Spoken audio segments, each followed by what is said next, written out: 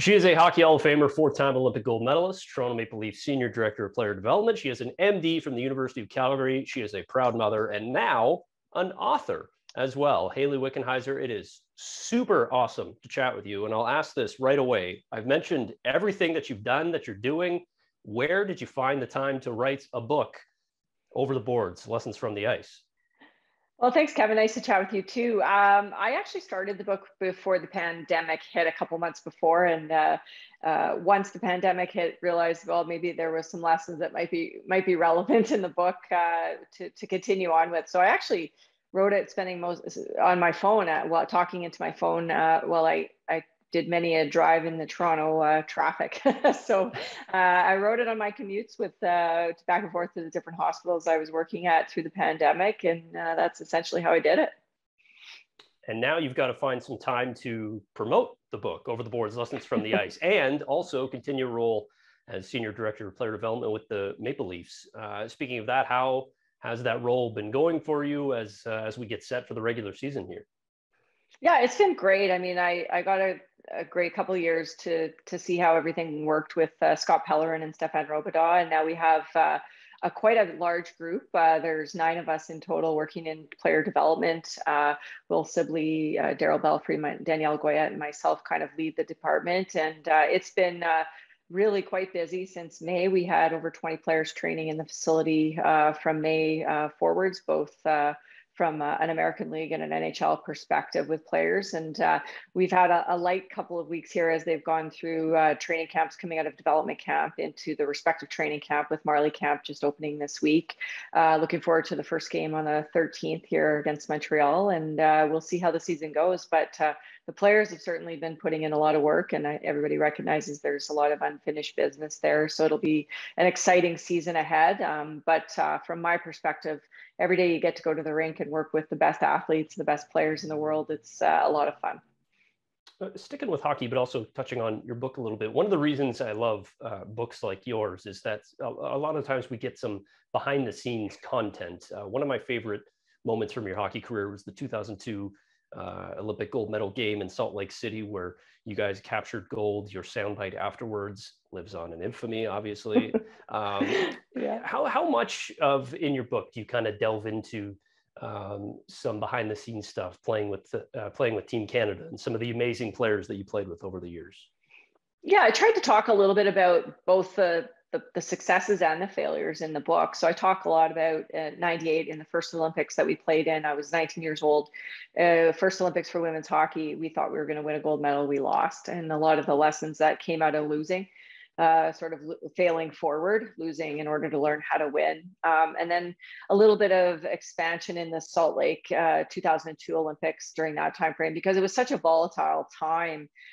We had lost all the games to the US going into the Olympics, and then we ended up playing the gold medal game shorthanded for 30 minutes or 28 minutes of the game, which is crazy. September 11th happened. There was a lot of dynamics going on there. And then we were able to win our first gold medal there. So sort of the learnings through losing and going on to learn how to win, there was a lot there that I was pretty young in my career. And, you know, through the years with the national team, we've had a lot of ups and downs. And I try not to dwell too much on the successes in this book as much as to talk about some of the failures and the mistakes that I made, even as a leader in a different circumstances that I found myself in. Because I think, you know, people, you know, a lot of people know about the good things that happened, but they may not know about the mistakes you made and the lessons that you learned along the way. So a lot of people that helped along the way as well. Now, as you reflected back, did you find, or have you found now, lessons from each of your life arcs, whether it be hockey, medicine, motherhood, that you were able to take from one part of your life and apply to a different part? Let's say applying something from hockey to medicine. Yeah. Did you find a lot of crisscrossing in your life that way? Yeah, I was saying to somebody yesterday in the hospital, they were asking me, like, you know, what's it like going into medicine from hockey? And I said, you know, everything that I've learned as an athlete, I use almost every single day in medicine, whether it's coping with pressure, dealing with criticism. You know, as an athlete, you get told almost every single day what you're doing wrong and not as much what you do well. And so you learn that, you know, you live in this sort of constant criticism bubble. I think it just kind of floats off your back over time.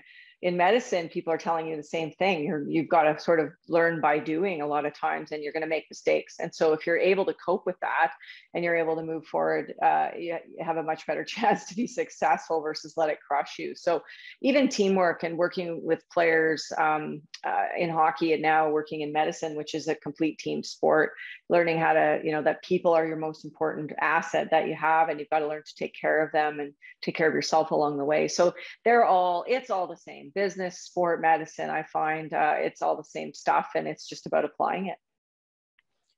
We talked about some success in hockey, some success, I'm being modest for you, 4 Olympic gold medals. Now, it was a golden summer for Canadian women in general. In the pool, Penny Alexiak, Maggie McNeil, our soccer team, gold at the World Hockey Championships. How did you feel personally, just watching from a distance, totally hands off, watching everything that transpired with the successes that Canadian women had this past summer?